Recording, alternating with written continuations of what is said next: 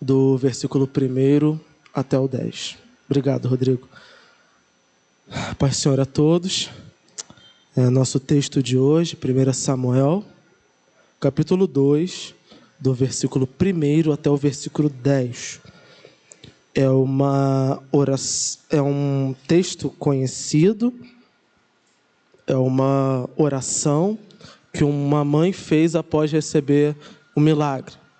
Eu acho que é um texto que se encaixa, porque ontem nós tivemos o Dia Internacional da Mulher, e hoje nós vamos ver o amor de Deus, não apenas pelas mulheres, mas por todos nós.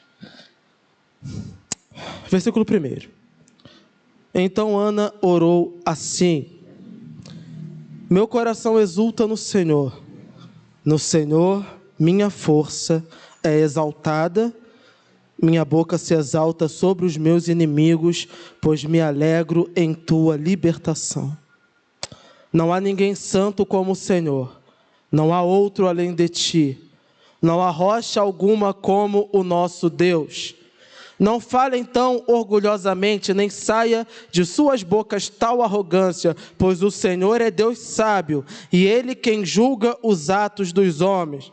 O arco dos fortes é quebrado, mas os fracos são revestidos de força.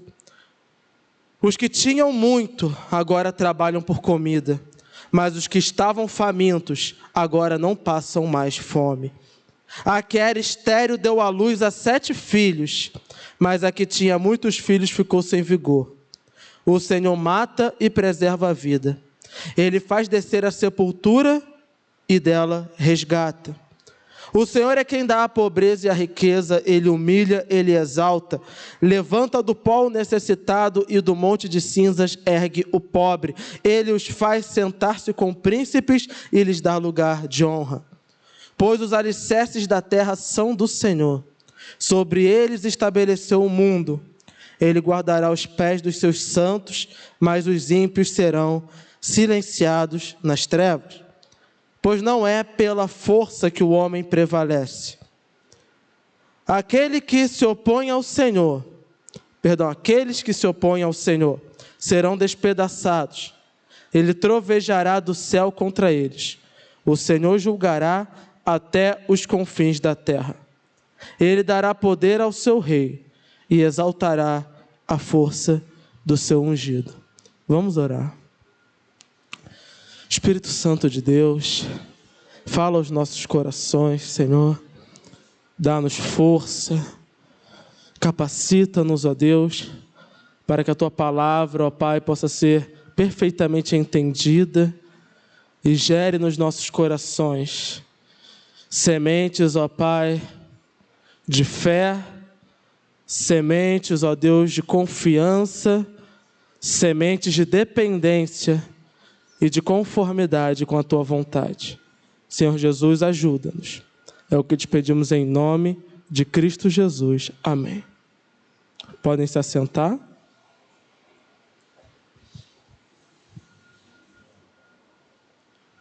Os irmãos perdoem se eu der uma gaguejada ou der uma parada de vez em quando, é que realmente a notícia me chocou, mas confiamos no nosso Deus. Confiamos no nosso Deus.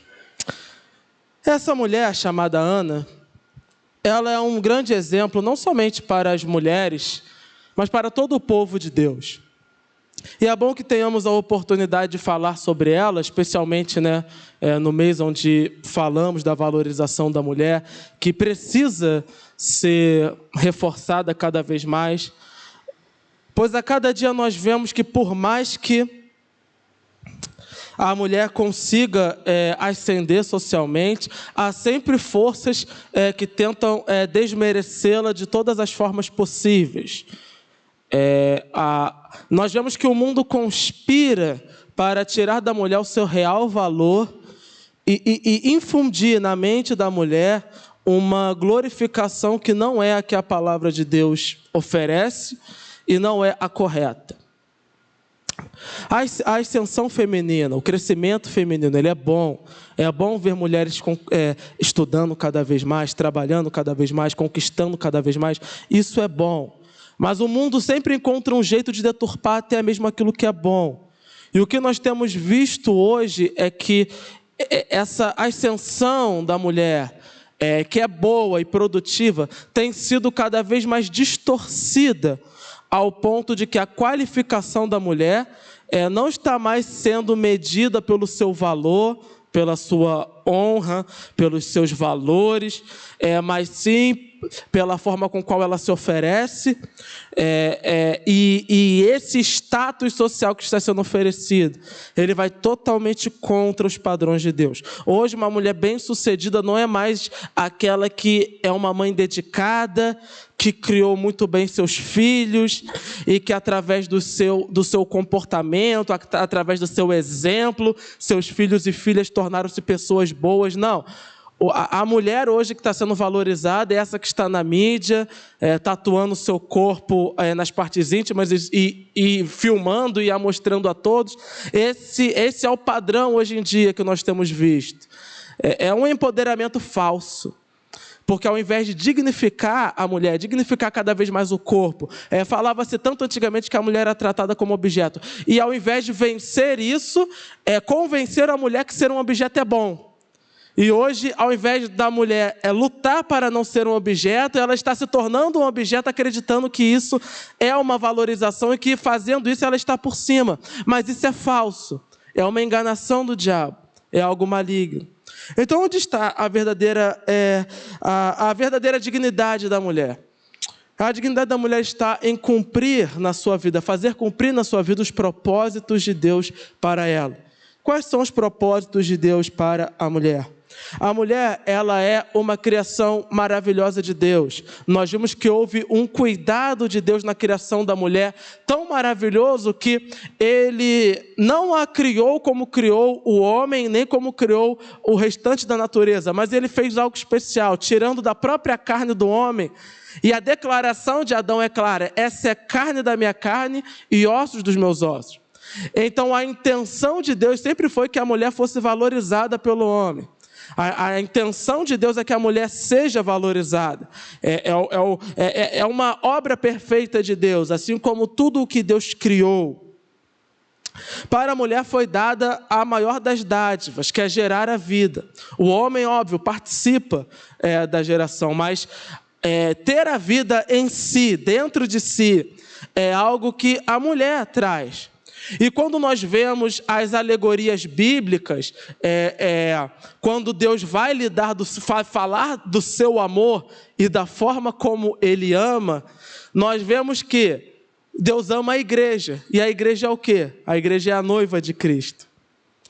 Então Deus sempre coloca a figura da mulher como alguém a ser amado, alguém a ser cuidado, alguém da qual o próprio Filho de Deus oferece. Se Deus se ofereceu pela sua noiva, se ofereceu pela sua igreja. Então a palavra de Deus sempre vai apontar para essa valorização. Então por que nós vemos na Bíblia tantos casos de maus tratos à mulher? É porque a Bíblia justamente não esconde os pecados daqueles que estão registrados aqui. A desvalorização da mulher é uma das características do pecado.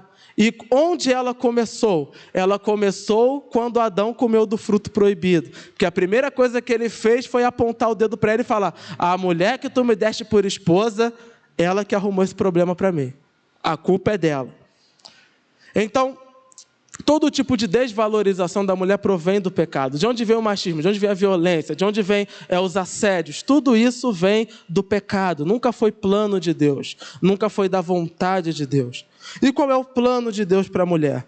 A mulher é aquela que vai, assim como Deus, gerar a vida. Através dela virão os filhos. É uma bênção do Senhor, que ela iria crescer e iria se multiplicar. Sobre ela foi derramada essa bênção. Segundo, a mulher é a auxiliadora do lar. E quando a Bíblia utiliza esse termo auxiliadora, não é no sentido de trabalhador subalterno como nós temos hoje em dia.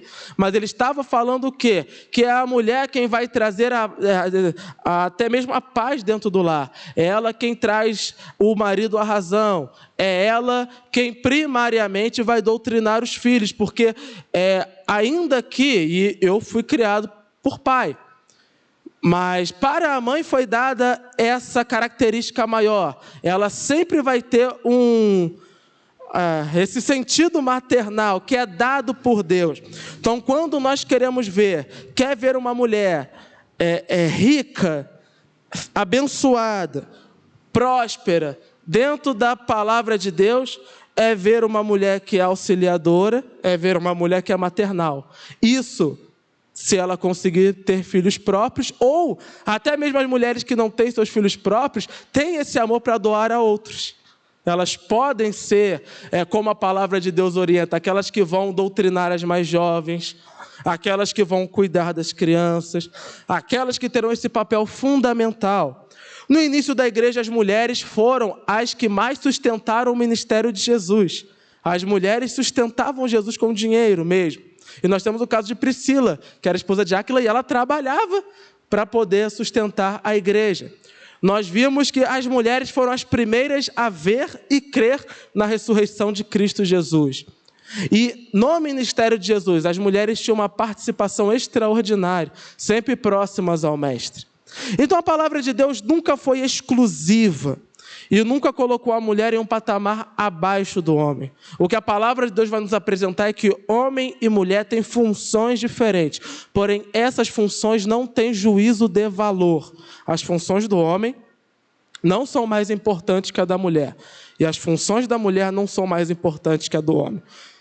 E nós vemos na Bíblia várias mulheres que se destacam pela sua fé, pela sua coragem, pelo seu serviço. Nós temos Esther e Ruth, que tem seus próprios livros. Nós temos Raabe, que era uma prostituta, mas creu no Deus de Israel, teve coragem, abrigou os espias e ingressou na linhagem messiânica de Cristo Jesus. E nós temos Ana.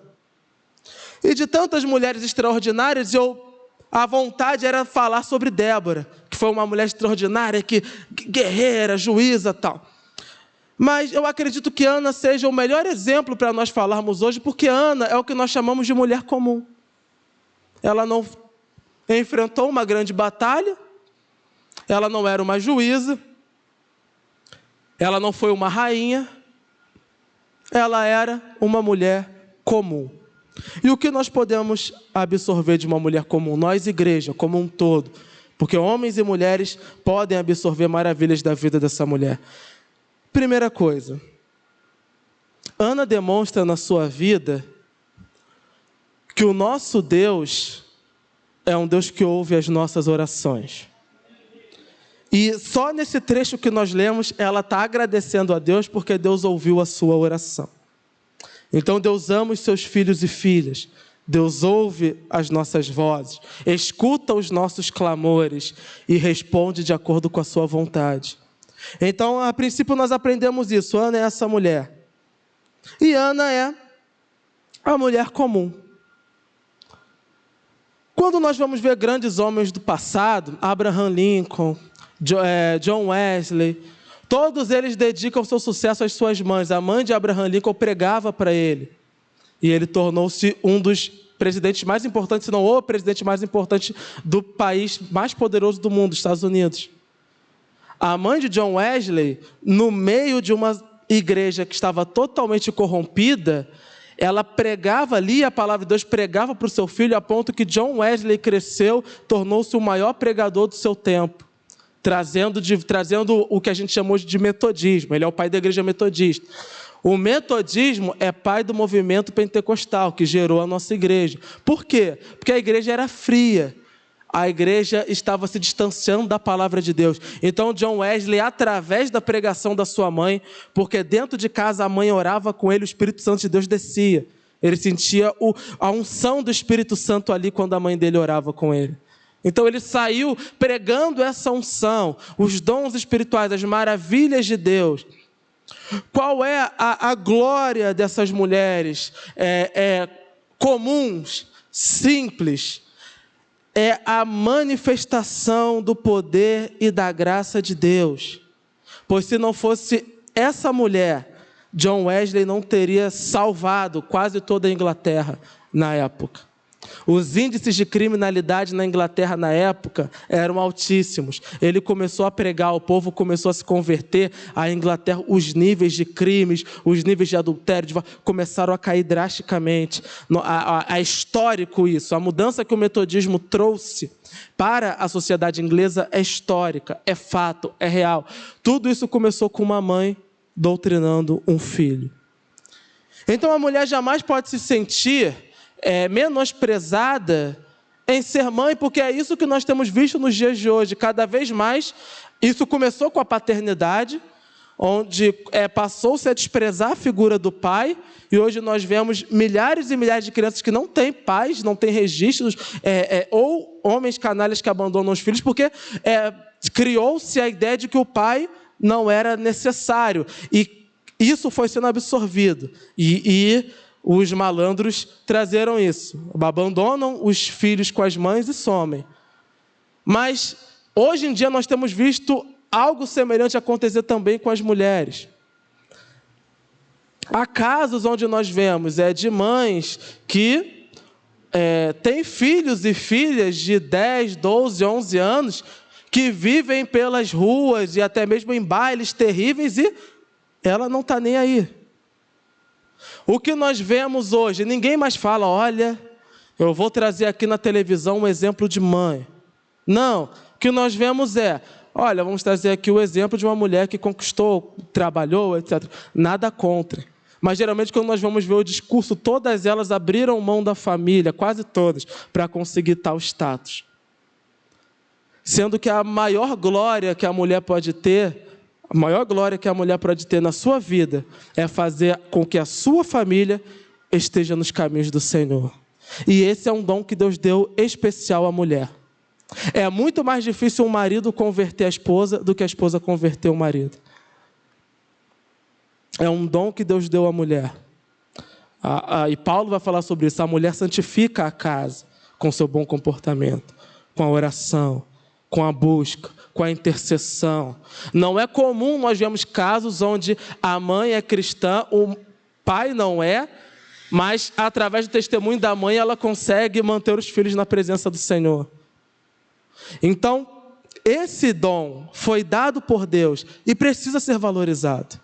A igreja precisa voltar a valorizar isso. É uma maravilha que Deus deu à mulher. E é por isso que a mulher é tão importante na igreja da criança. Por isso que a mulher é tão importante doutrinando outras mulheres. É por isso que a mulher é tão importante no evangelismo. Porque Deus deu esse dom. O dom de trazer para si, o dom de conquistar. É uma maravilha que Deus deu. E o que o mundo tem cada vez mais pregado?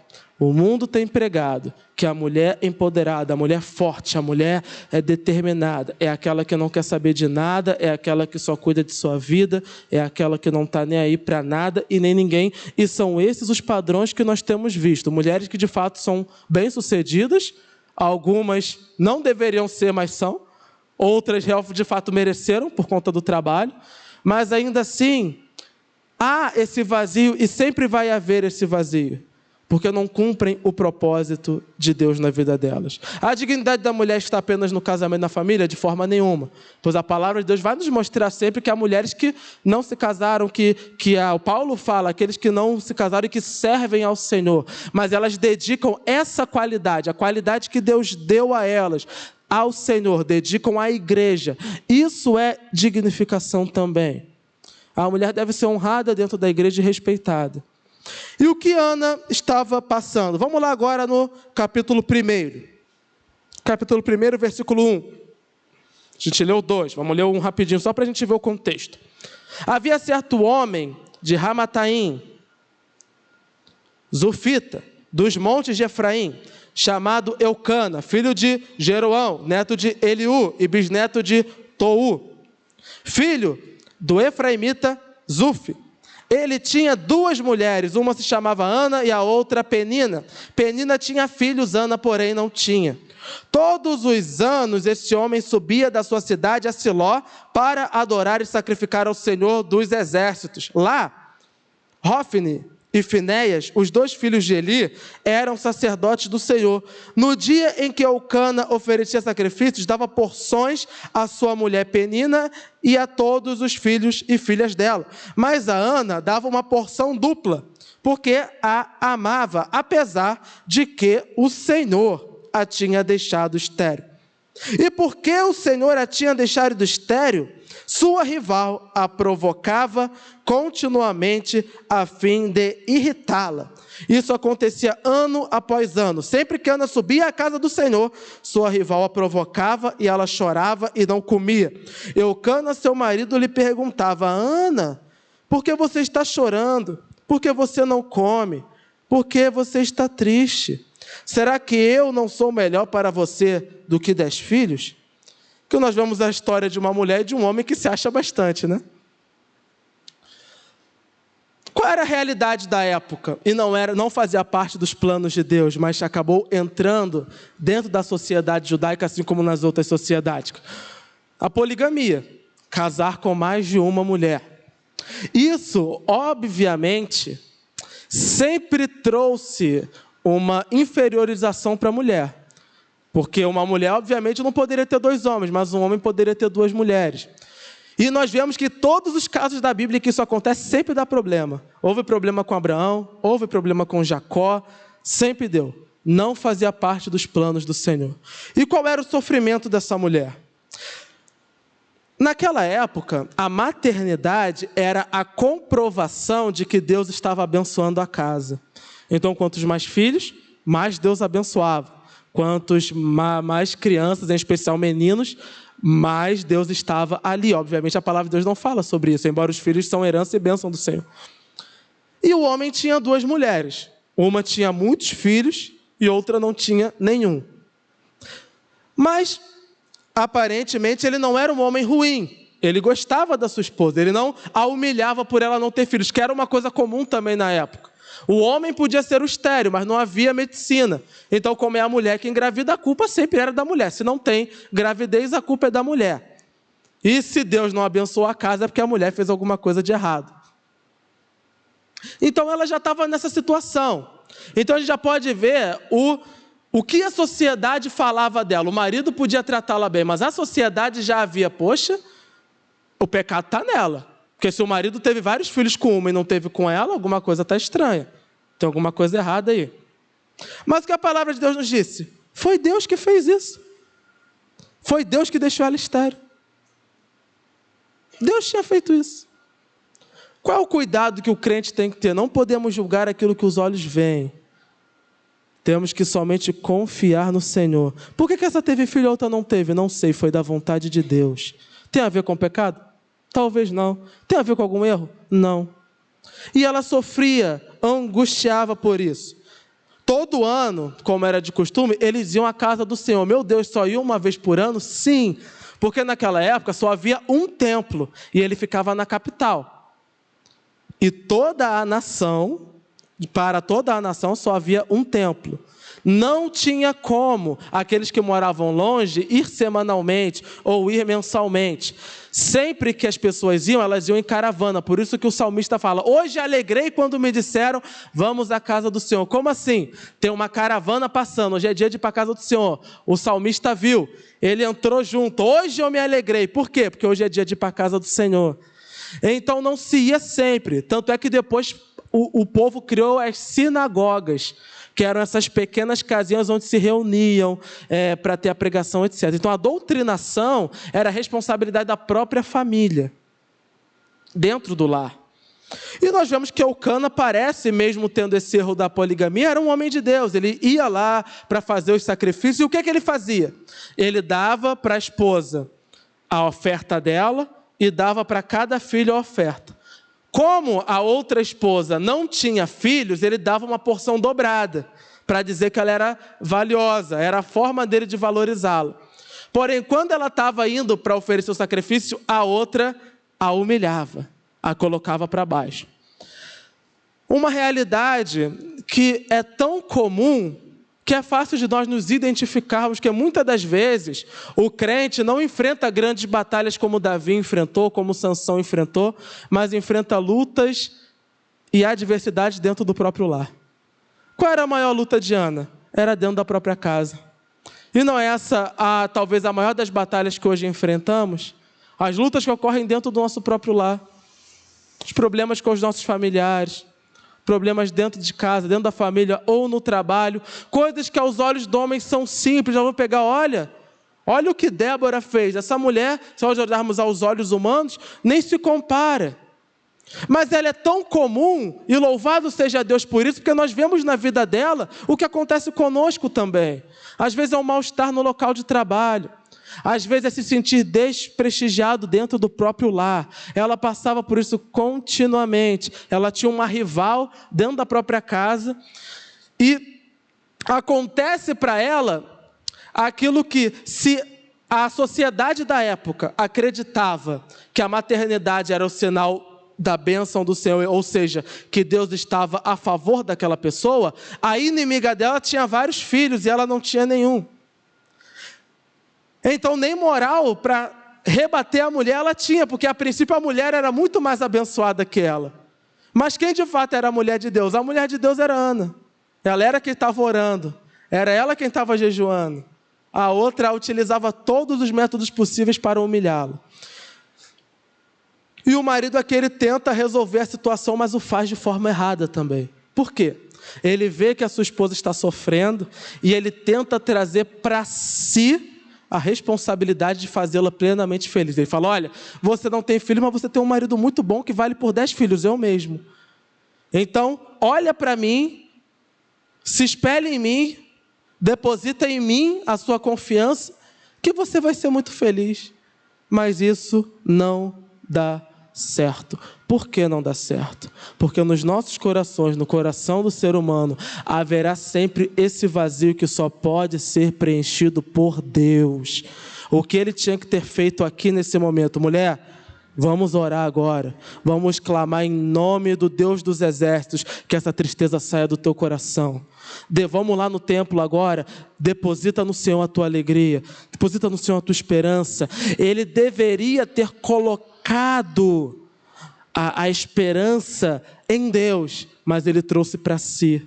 E é esse o problema que às vezes traz sofrimento dentro da igreja, dentro de casa, na família, no trabalho, em qualquer outro lugar. Quando nós tentamos preencher o vazio da nossa vida com aquilo que não é unicamente o Senhor. Os filhos não vão preencher esse vazio.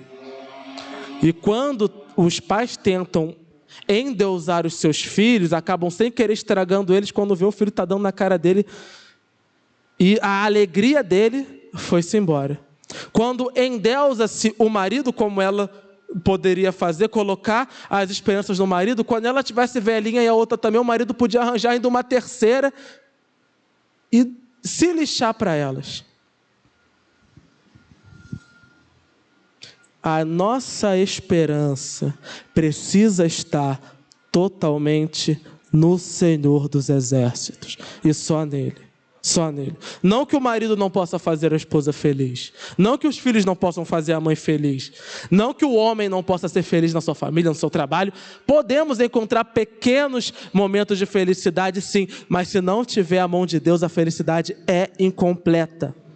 E o que estava acontecendo aqui com Ana era o que? O próprio Deus havia deixado ela nesse momento estéril porque ele queria manifestar o seu poder. E ela, não entendendo isso, estava querendo preencher esse vazio com outras coisas e não estava conseguindo. Versículo 9. Certa vez, quando terminou de comer e beber em Siló, estando o sacerdote Eli sentado numa cadeira junto à entrada do santuário do Senhor, Ana se levantou e com a alma amargurada chorou muito e orou ao Senhor e fez um voto dizendo: ó Senhor dos exércitos, se tu deres atenção à minha humilhação, à humilhação de tua serva, te lembrares de mim e não te esqueceres da tua serva, mas lhe deres um filho, então eu o dedicarei ao Senhor por todos os dias de sua vida. O seu cabelo e a sua barba nunca serão cortados. Enquanto ela orava diante do Senhor, Eli observava sua boca. Como Ana orava silenciosamente, seus lábios se mexiam, mas não se ouvia sua voz. Então Eli pensou que ela estivesse embriagada. E lhe disse: até quando você continuará embriagada? Abandone o vinho. Ana respondeu: não se trata disso, meu senhor. Sou uma mulher muito angustiada. Não bebi vinho nem bebida fermentada. Eu estava derramando a minha alma diante do Senhor. Não julgues tua serva uma mulher vadia.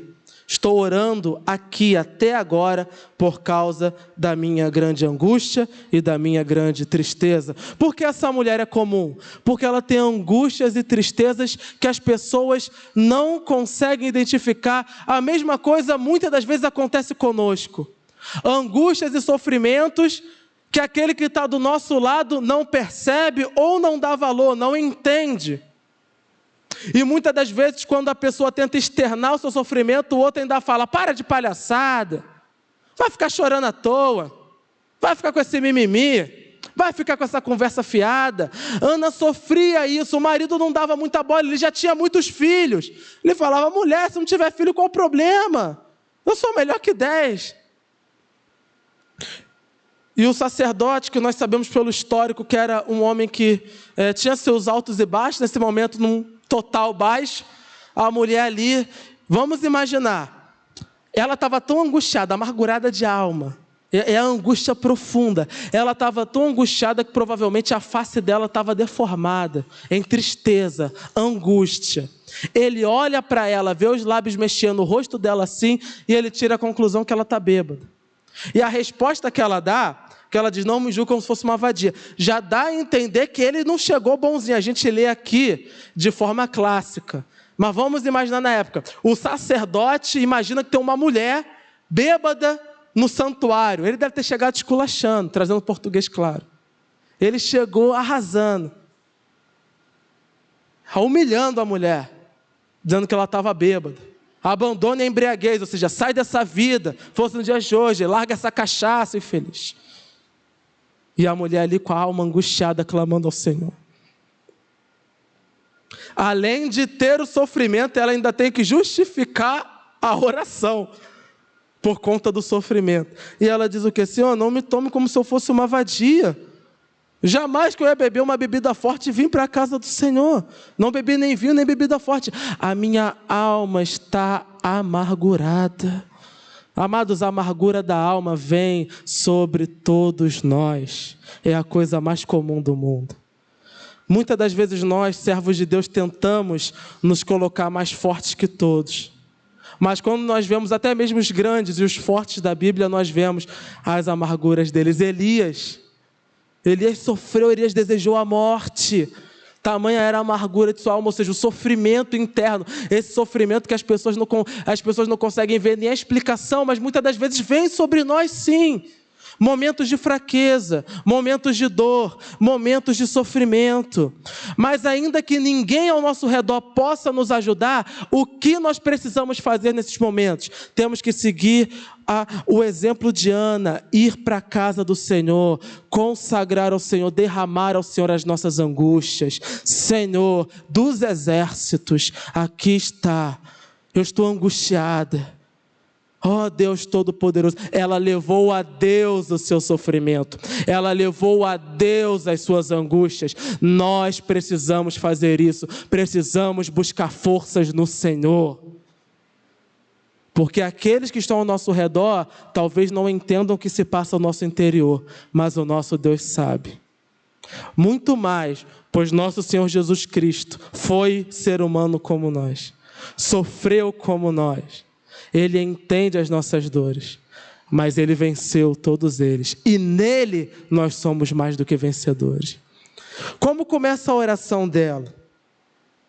Primeiro, ela começa a orar diante do Senhor, ou seja, ela vai, a alma amargurada, chorou muito, ela estava chorando. Não tenha vergonha de demonstrar fraqueza diante de Deus. Há pessoas que querem ser tão fortes que nem diante de Deus demonstram suas fraquezas. A oração é sempre mecânica. Oh Deus, hoje... Não, chore na presença do Senhor. Se derrame na presença do Senhor. Por quê? Porque o nosso Deus não é um ser ausente ou imparcial.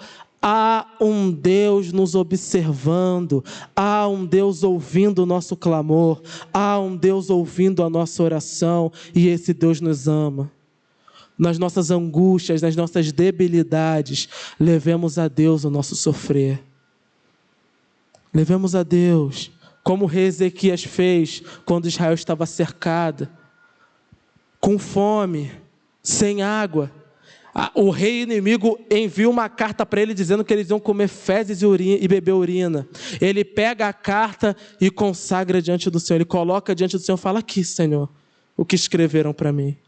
Minha alma está angustiada.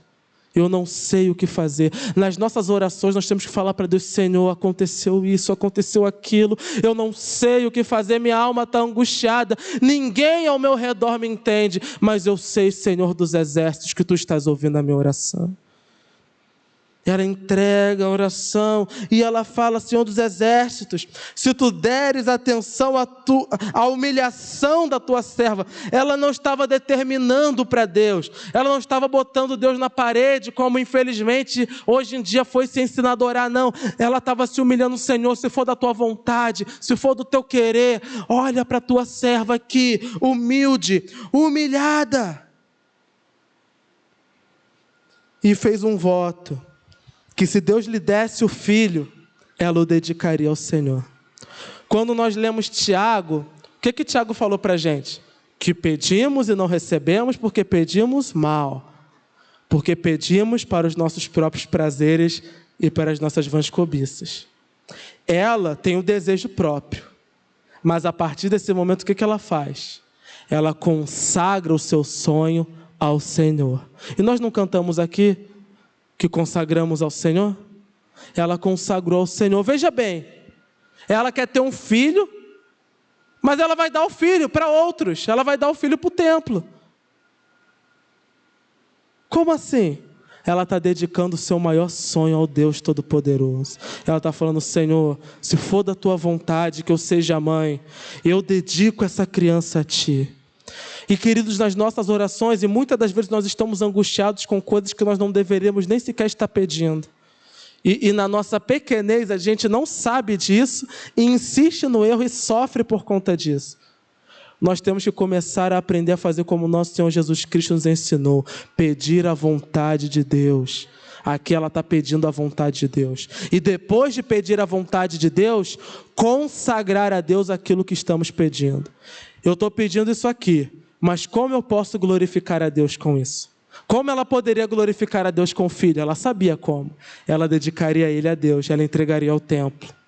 E agora, a vocês que são mães, e os que já são pais também, óbvio, é necessário ter isso em mente também. O servo de Deus, os filhos e filhas do servo de Deus pertencem ao Senhor. E o Velho Testamento batia muito nisso.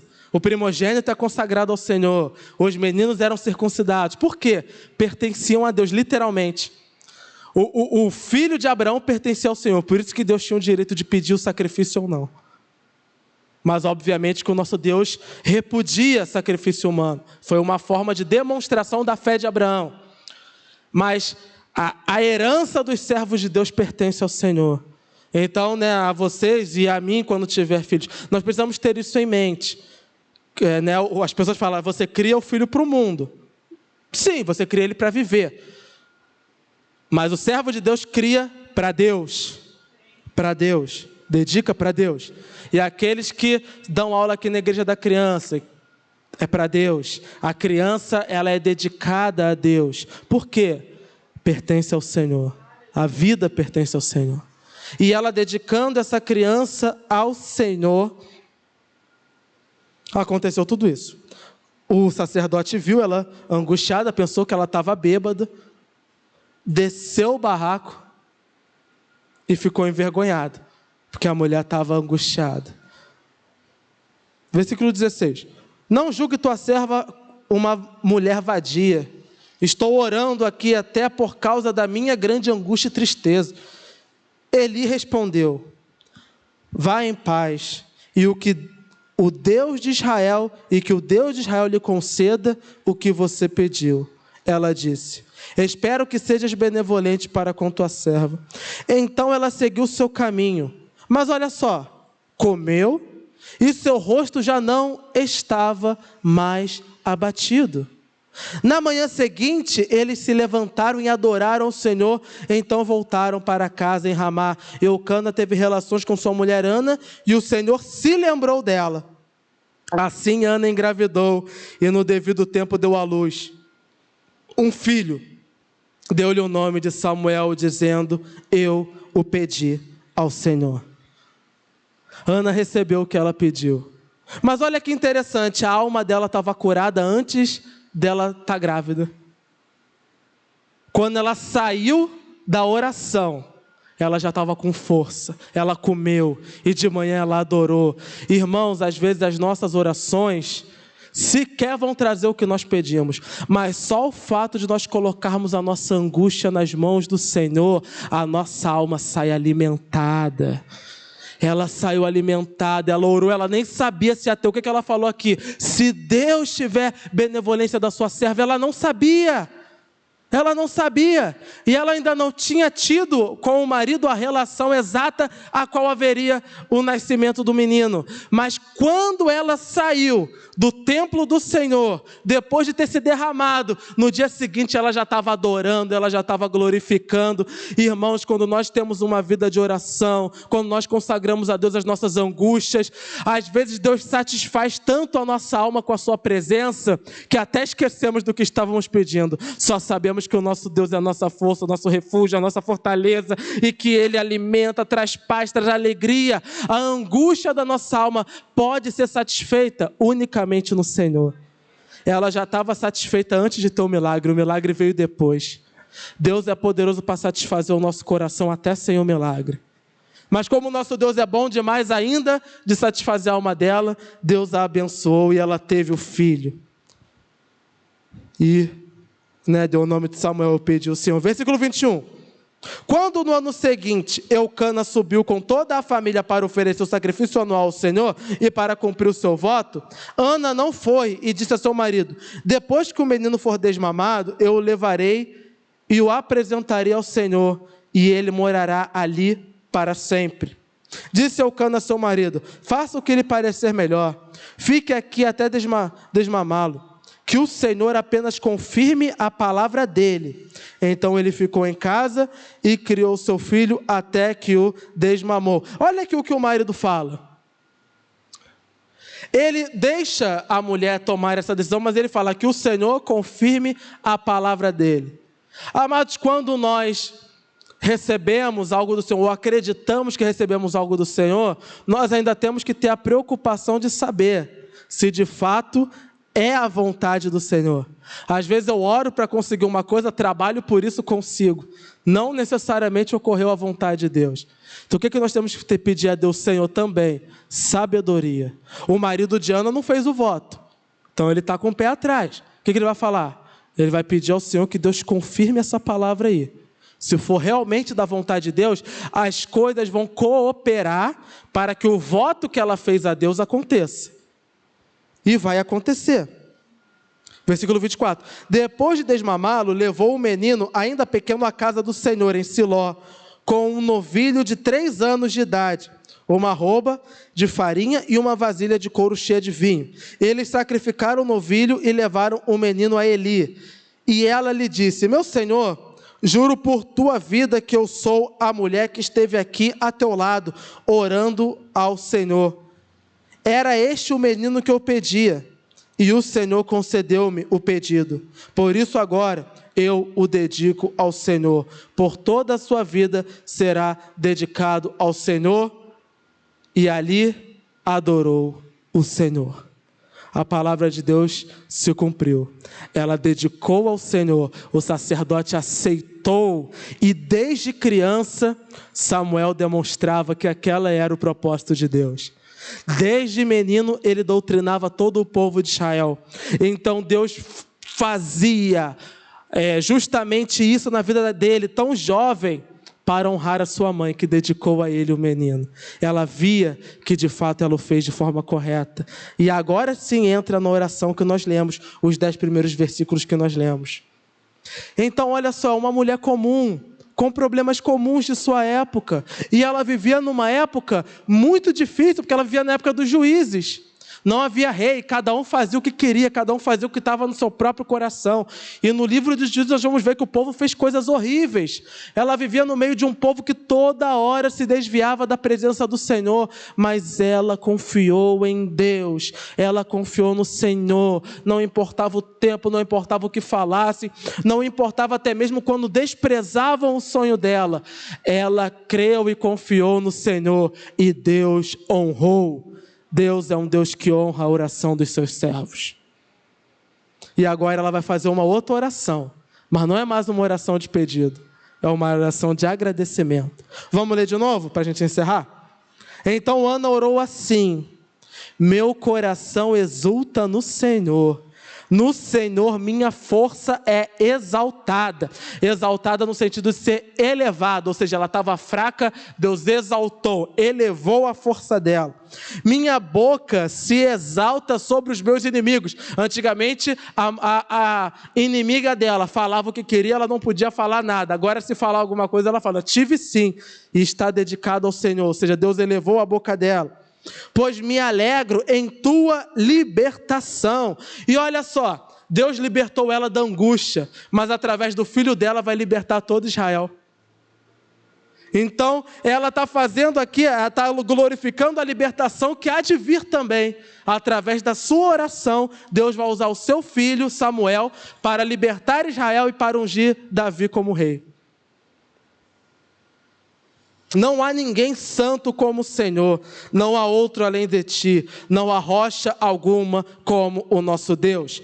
A rival dela errava, o marido dela errou, o sacerdote errou talvez pior que todo mundo, mas o Senhor não erra, Ele é santo, Ele é perfeito. Ele é uma rocha, não há rocha como o nosso Deus. Versículo 3. Não falem tão orgulhosamente, nem saia de suas bocas tal arrogância, pois o Senhor é Deus sábio, é Ele quem julga os atos dos homens. Nós precisamos aprender a confiar na sabedoria do nosso Deus. Deus faz o que quer, quando quer, e nós precisamos confiar na sua sabedoria. E se ela, enquanto estava estéril, começasse a murmurar e falasse, Deus, tu me deixou estéril. Que isso? Não, ela confiou na sabedoria de Deus. Versículo 4, o arco dos fortes é quebrado, está falando do arco flecha, mas os fracos são revestidos de força. Os que tinham muito agora trabalham por comida, mas os que estavam famintos agora não passam fome. A que era estéril deu à luz a 7 filhos, mas a que tinha muitos filhos ficou sem vigor. Aqui ela está falando uma realidade que Deus faz, e nós já vimos em toda a Bíblia. Deus derruba os soberbos e exalta os humildes. É por isso que a gente vê muita gente arrogante, que tira onda, diz que é isso, diz que é aquilo, quando a gente vai ver um tempo depois, perde tudo que tinha. Está humilhado, família está destruída, está com a vida arruinada, mas aquele que perseverou ali na humildade, confiando em Deus, esse é honrado pelo Senhor. Versículo 6, o Senhor mata e preserva a vida, Ele faz descer a sepultura e dela resgata. Isso aqui a gente tem que se lembrar, principalmente nos dias de hoje, em que o bicho está pegando para todo lado, né? Vida e morte estão nas mãos do Senhor. O dia que for para nós morrermos, vamos morrer. E o dia que for para Deus dar livramento, vai dar livramento. Isso significa que é para a gente viver a vida responsável? De forma nenhuma, não tentará o Senhor teu Deus. Mas tem que ter o quê?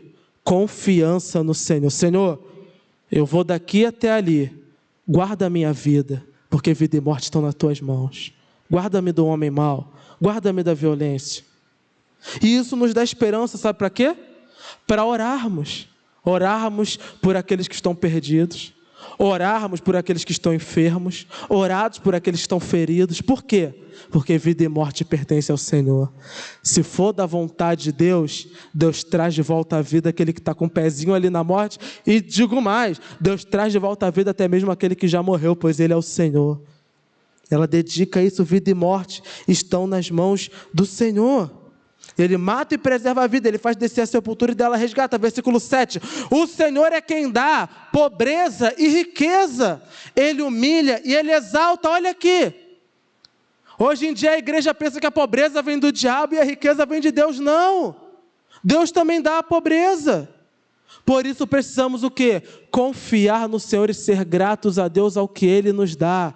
Pois quer ser no pouco ou no muito, a fidelidade de Deus permanece conosco. Não podemos julgar o Senhor pela quantidade daquilo que Ele nos dá, mas sim confiar nele, que até mesmo na pobreza, na humildade, Deus é poderoso para me exaltar. Confiar no Senhor, Ele dá a pobreza também, a riqueza, humilha e exalta. 8, levanta do pó o necessitado, e do monte de cinzas ergue o pobre. Ele faz assentar-se com príncipes e lhe dá lugar de honra. Parece que ela está falando do rei Davi, né? Que o filho dela, Samuel, vai tornar rei. O filho dela, Samuel, vai chegar na casa de Jessé, vai olhar para os filhos fortes, bonitos, os primeiros, e Deus vai rejeitá-los todos. Mas aquele que estava excluído lá com as ovelhas, o pequeno da casa, esse Deus vai honrar. E o que dizer do maior dos exemplos, nosso Senhor Jesus Cristo, que foi pobre aqui nessa terra, mas hoje está sentado à destra de Deus Pai, reinando glorioso sobre todo sempre. Dá-lhes lugar de honra, pois os alicerces da terra são do Senhor, sobre eles estabeleceu o mundo. Versículo 9, Ele guardará os pés dos seus santos, mas os ímpios serão silenciados nas trevas, pois não é pela força que o homem prevalece. Queridos, não é pela nossa força, é pela mão do Senhor. Ana não podia pela sua força, ela era estéril. O que ela ia fazer naquela época, sem medicina avançada, sem nada para resolver o problema dela? Nada. Mas não era pela força dela, assim como também não é pela nossa força. Quando se sentir angustiado, triste, quando sentir que a tristeza, essa angústia da alma, glorifique a Deus. Glorifique a Deus, porque não é através dos fortes que Deus faz as suas maravilhas, Deus faz através dos fracos. Então, se está se sentindo fraco, quem sabe, não é agora que Deus vai te usar.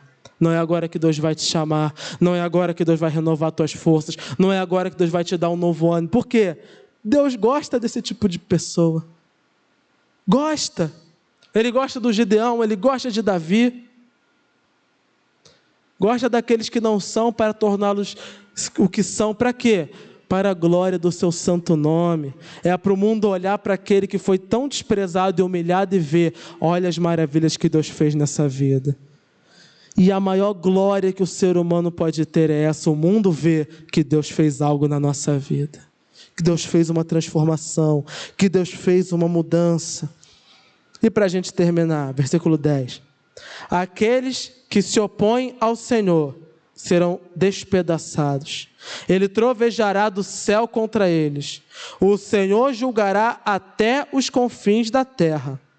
Ele dará poder a seu rei e exaltará a força do seu ungido. Esse último trecho aqui, muitos teólogos acreditam que ela está fazendo uma profecia messiânica. O ungido que ela está falando aqui é o Messias, o ungido do Senhor, aquele que viria, Jesus Cristo. E não foi isso que Deus fez? Nosso Senhor Jesus Cristo também foi humilhado pelo mundo. Nosso Senhor Jesus Cristo também sofreu angústias. E os discípulos não entendiam a angústia, até dormiam. Estavam nem aí para a angústia que ele estava sofrendo. Nosso Senhor Jesus Cristo passou por tudo isso. E Deus o exaltou. E hoje Ele está à destra de Deus Pai, reinando glorioso. E Deus também exaltará a sua igreja, pois como foi pregado domingo passado à noite, nós subiremos aos céus, seremos exaltados junto com Cristo Jesus. Deus nos exaltará. Talvez não da forma que nós pensemos nesse mundo, mas há uma exaltação certa para nós, quando Ele vai nos dar um novo corpo, quando Ele vai nos dar uma nova história, uma nova vida. Não há um servo de Deus que não será exaltado no último dia. Vamos ler o versículo 11 também, só para confirmar. Então Eucana voltou para casa em Ramá, mas o menino começou a servir o Senhor sob a direção do sacerdote Eli. O pai voltou para casa em paz. Ele estava querendo saber se a palavra do Senhor se ia confirmar. E se confirmou. Ana não... Quando é da vontade de Deus, as coisas colaboram. Já pensou? Ela fez o voto, mas não falou para o marido. Se o marido falasse, vai dar meu filho não. Vai ficar aqui. Quando é da vontade do Senhor, as coisas acontecem. Por isso que nós temos que confiar no Senhor. Que nesse mês, né, da mulher, ontem foi o Dia Internacional da Mulher, possamos valorizar a figura da mulher, mas valorizar essas mulheres aqui, mulheres santas, de oração, que dedicam suas vidas ao Senhor, que honram a Deus, e que possamos nós aprender com o exemplo não só dessa mulher, mas de todas as mulheres que temos aqui e que já passaram por nossas vidas servas de Deus. A dignificação da mulher e do homem não está no status social, não está na nossa riqueza, não está naquilo que conquistamos, porque pessoas perversas também conquistam coisas boas. Pedófilos conquistam cargos bons. Assassinos conquistam cargos bons. Político nem se fala. Mas a graça de Deus e a exaltação do reino dos céus só conquista aquele que é servo fiel do Senhor. Que seja essa exaltação que nós busquemos e que Ana nos sirva de exemplo para isso. Vamos orar ao Senhor. Deus Todo-Poderoso, nós te agradecemos, Pai. Te agradecemos porque a Tua palavra é viva. Senhor, uma mulher comum que viveu há milênios atrás, e ainda assim nós podemos absorver delas tantos exemplos bons, Senhor. Sabemos que é a Tua mão de poder quem estava, Senhor, agindo na história dela. E sabemos também, Senhor, que é a Tua mão de poder que está agindo na nossa história também, Senhor. Ó Deus, aqueles que estão ao nosso redor talvez não consigam entender os nossos momentos de angústia, não consigam entender o nosso sofrer. Aqueles que estão ao nosso redor não sabem o que se passa conosco, ó Deus. Senhor, talvez se abateu sobre nós, ou há de se abater, momentos de profunda angústia e incerteza, onde não sabemos o que fazer e onde não vemos esperança e salvação. Mas, Senhor, que nesses momentos Tu venha ser a nossa rocha, a nossa esperança, a nossa força, Senhor, porque sabemos que Tu és um Deus que ouve a oração dos Seus servos. Deus Todo-Poderoso, assim como Tu ouviu a oração de Ana, que as nossas orações feitas aqui na Tua casa cheguem ao Teu coração, Senhor. Mas que ainda, ó Deus, que não seja a Tua vontade, ou que não seja o Teu tempo realizar esse desejo, traz a paz que Tu trouxe ao coração de Ana, traz a certeza que Tu trouxe ao coração de Ana, que há um Deus, Senhor dos exércitos, que está à frente da nossa vida, a qual nós podemos confiar. Deus Todo-Poderoso, que cada angústia nos nossos corações tenha solução em Ti, Senhor. E se estamos tentando colocar outras coisas no lugar que só o Senhor pode preencher, tira, Senhor, tira e preenche, Pai, esse vazio. E que a nossa vida seja consagrada a Ti, nossa família, nossa casa, nossa renda, tudo o que temos consagrados a Ti, pois tudo vem de Ti, Senhor. Que o Teu nome seja louvado e glorificado, hoje e para todo o sempre. Amém. Glórias a Deus.